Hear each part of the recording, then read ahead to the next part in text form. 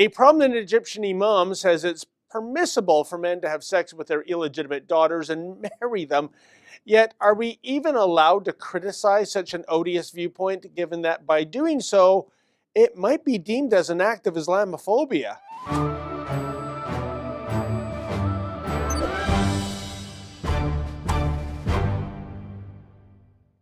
So Egyptian cleric Mazen al-Sarswai claims that under Sharia law, certain forms of incest are, well, okay.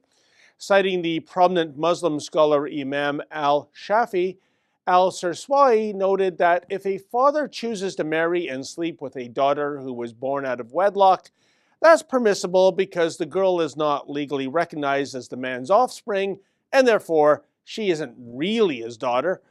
Now, the shocking claim by this imam was actually first made in a video dating back to 2012, but it's recently gone viral. It follows on the heels of another Egyptian cleric, Mutfa Muhammad Maruf, who made waves when he stated that even newborn babies could be married to a mature man, given that under Sharia law, there's no set age for marriage. In a televised speech, he insisted that as long as no harm is done to the newborn, there's no problem preventing her from getting married. I think I'm feeling a little nauseous right now. Granted, even numerous Muslims find such interpretations of Sharia law as being repugnant, but in this day and age of M103, I wonder if even flagging these issues makes one guilty of carrying out an act of Islamophobia.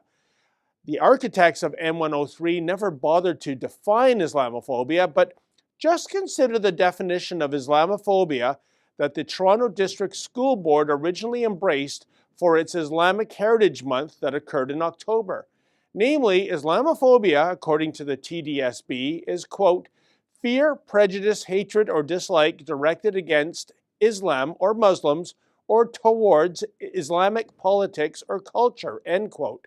Now, I get the idea of prejudice and hatred being directed against individual Muslims as being reprehensible, but according to the TDSB, you're also an Islamophobe if you have a problem with Islamic politics or Islamic cultural practices, politics and cultural practices that can be, in a word, barbaric.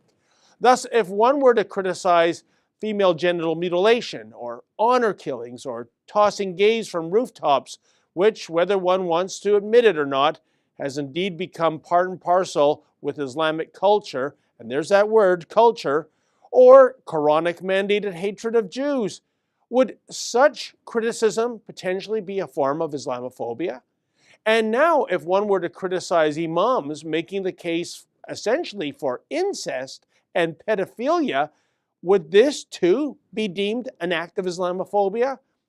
This is the slippery slope we are headed down these days, thanks to an unholy alliance between those who are beholden to radical Islam and the so-called progressives who serve as their useful idiots. Namely, anything that is hailed in the name of Islam is good. Anyone who has a problem with anything hailed in the name of Islam is bad or hateful or phobic. My apologies, but if it's now culturally inappropriate to criticize incest and pedophilia, thanks to some adherents of a certain religion embracing such practices, well, just label me an Islamophobe then. For the Rebel.media, I'm David the Menzoid Menzies.